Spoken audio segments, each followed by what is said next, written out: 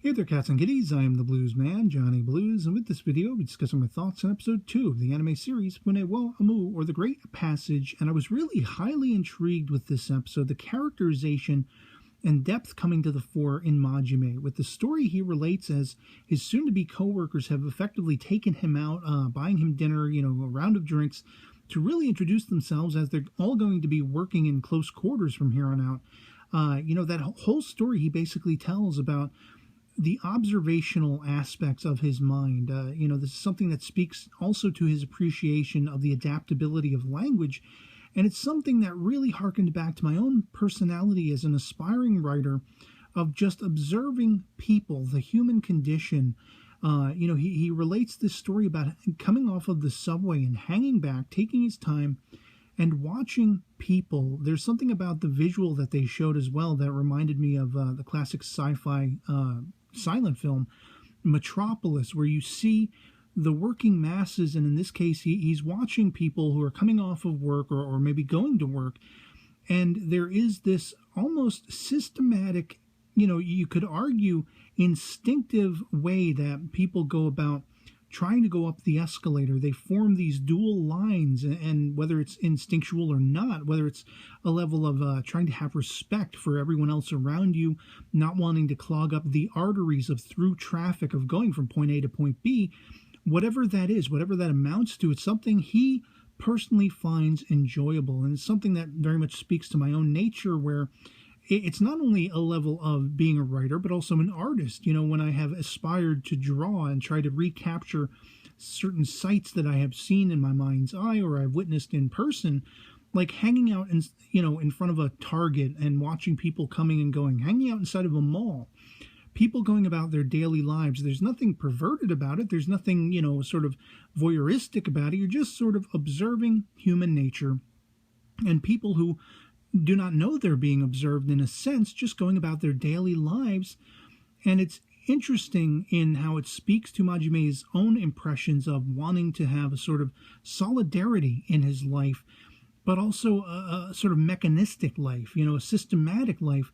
Things have their own procedures, and the more procedural they are, the better fitted they are to him as a person, as an individual, because he is very internalized. He is very again, I don't want to use the term, as I touched upon in my episode 1 discussion video, socially inept, but there are aspects of his nature that he even brings forth in dialogue, and sort of his thought process is to say, I'm not somebody who can communicate well the things I'm thinking and feeling. I can't necessarily interact very easily with people around me.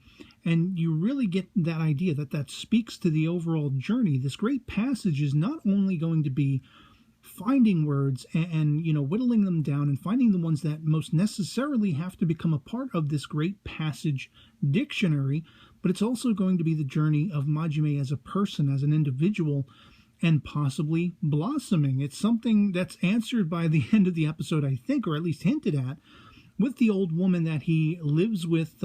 She gets a call in the middle of the night, and of course, when he's going and looking for his little cat Tiger, he finds this woman. I can only assume, without having any foreknowledge of the source material or anything along those lines, that this woman must be like the granddaughter of the old lady he's staying with.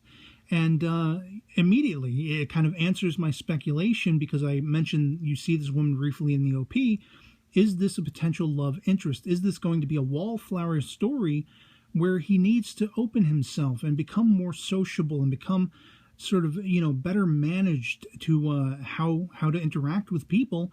And I think Nishioka is going to be someone who helps him and prompts him leaps and bounds into opening himself, because he's very sociable. He's very outspoken as a character, which is a perfect contrast with, Majime as we see him now. That whole idea of language, that whole idea of words, it's something that I have a passion for, because it's much akin to the one of my favorite quotes from Ghost in the Shell standalone complex, Solid State Society. The Major Motoko Kusanagi says, "Blessed are those with a voice."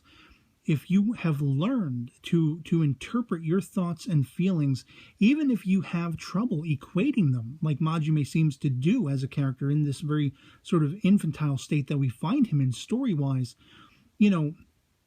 if you can still somehow communicate, if you can type comments online, if you can write notes, to yourself or to others, if you write letters, if whatever it is, anytime you have your fingers on the keyboards, anytime you are processing what is internal through words and through dialogue, through language, it's such a blessing in a sense. It's such a level of freedom that Majime really, he understands and perceives what that means, but he doesn't necessarily feel as though he has accomplished really truly feeling that sense of freedom, because he is so reserved, because he does have that wallflower-esque aspect of his personality.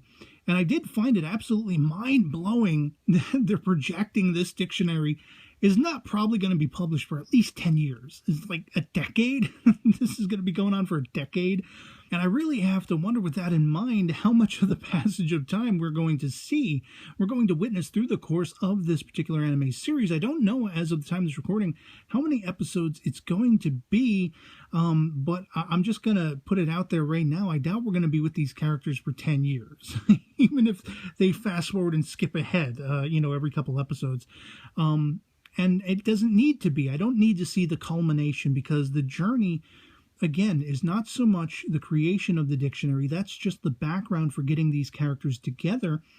And it's really, language and words and the interpretations of those things are going to be the garnish to the overall meal, the overall dish of the series whole, the story whole, where we're effectively on a character journey. We're here to see Majime overcome these obstacles, whether self-imposed or he's grown up with them and molded himself into them, and he's going to have to open himself and find a way to really encapsulate what being free with dialogue, being free with sociability, what that all means.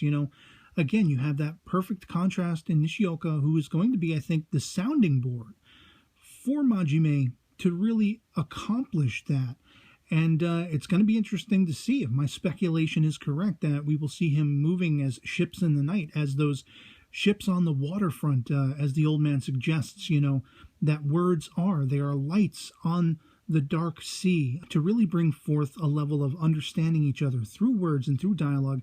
And I think, even through music, most especially because sometimes music doesn't have words. And we can all find an equilibrium in the sound and the vibes and the emotions that music equates. But language is not to be sold short for that. Sometimes it's hard to understand people who speak a different language, but there are so many similarities in words and dialects and the way we interpret those things.